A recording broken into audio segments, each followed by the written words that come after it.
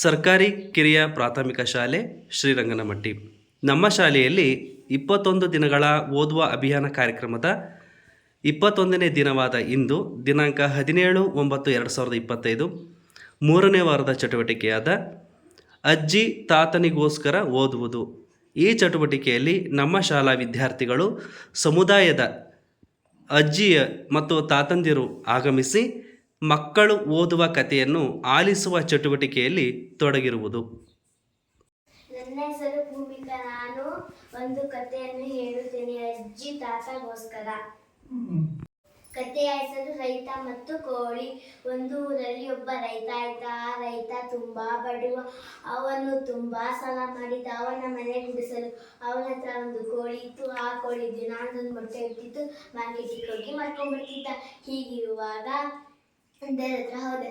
ದೇವ್ರೆ ನನ್ನ ಸಾಲನ ತೀರಿಸ್ಕೊಂಡ್ಬಿಟ್ಟು ಗುಡಿಸತ್ತಲ್ಲಪ್ಪ, ಆಶೀಸಿ ಮಾಡಂತ ಕೇಳ್ಕೊಂಡ. ರಾತ್ರಿ ಆಯ್ತು, ಮಲ್ಕೊಂಡ. ಬೆಳಗ್ಗೆ ಎದ್ದ, ಕೋಳಿ ಗುಡಿಸಲು ಹೋದ. ಬಿಳಿ ಮೊಟ್ಟೆ ಇಡ್ಬೇಕಾಗಿತ್ತು, ಚಿನ್ನದ ಮೊಟ್ಟೆ ಇಟ್ಟಿತ್ತು. ಅದಕ್ಕೆ ಬಂಗಾರದ ಅಂಗಡಿಗೆ ಹೋಗಿ ಮಾಡ್ಕೊಂಡು ಬಂದು 1,00,000 ರೂಪಾಯಿ ದುಡ್ಡು ಬಂತು. ಅವನ ಸಾಲ ಎಲ್ಲ ತೀರಿಸ್ಕೊಂಡ್ಬಿಟ್ಟ. ರಾತ್ರಿ ಆಯ್ತು, ಮಲ್ಕೊಂಡ. ಇನ್ನು ಬೆಳಗ್ಗೆ ಎದ್ದ, ಕೋಳಿ ಗುಡಿಸಲು ಹೋದ. ಇನ್ನು ಚಿನ್ನದ ಮೊಟ್ಟೆ ಇಟ್ಟಿತ್ತು. ಬಂಗಾರದ ಅಂಗಡಿಗೆ ಹೋಗಿ ಮಾಡ್ಕೊಂಡು ಬಂದು 2,00,000 ರೂಪಾಯಿ ದುಡ್ಡು ಬಂತು. ರಾತ್ರಿ ಆಯ್ತು, ಮಲ್ಕೊಂಡ. ಆಮೇಲೆ ದಿನ ಒಂದು ಮೊಟ್ಟೆ ಇರ್ತದಲ್ಲ, ಎಲ್ಲ ಮೊಟ್ಟೆ ತಗೊಂಡ್ರೆ ನಾನು ಬೇಗ ಶ್ರೀಮಂತ ಆಗ್ತೀನಿ ಅಂತ ಕೇಳ್ಕೊಂಡ.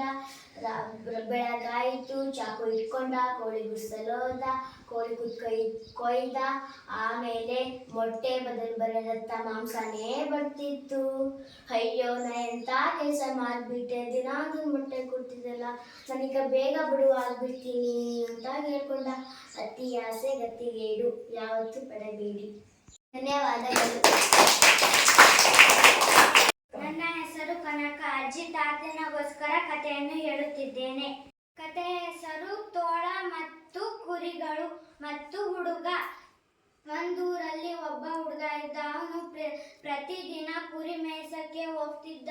ಒಂದಿನ ತೋಳ ಬಂತು ಅಂತ ಕಿರ್ಚ್ಕೊಂಡು, ಆಮೇಲೆ ತೋಳನೇ ಇದ್ದಿದ್ದಿಲ್ಲ. ಊರಿನ ಜನರೆಲ್ಲರೂ ಕಾಡತ್ರ ಬಂದ್ರು. ಅವಾಗ ತೋಳನೇ ಇರಲಿಲ್ಲ. ಸಂಜೆ ಆಯ್ತು, ಬಂದು ಮಲ್ಕೊಂಡ. ಬೆಳಗ್ಗೆ ಎದ್ದ, ಕುರಿ ಮೇಯ್ಸಕ್ಕೆ ಹೋದ.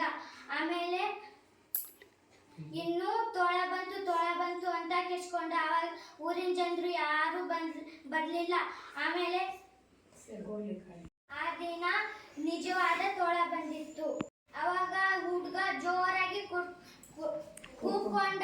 ಯಾರು ಬರ್ಲಿಲ್ಲ. ಆ ತೋಳ ಬಂದು ಎಲ್ಲಾ ಕುರಿಗಳನ್ನು ತಿಂದು ಹೋಗ್ಬಿಡತ್ತೆ. ಈ ಕಥೆಯ ನೀತಿ, ನಾವು ಎಂದಿಗೂ ಸುಳ್ಳನ್ನು ಹೇಳಬಾರದು.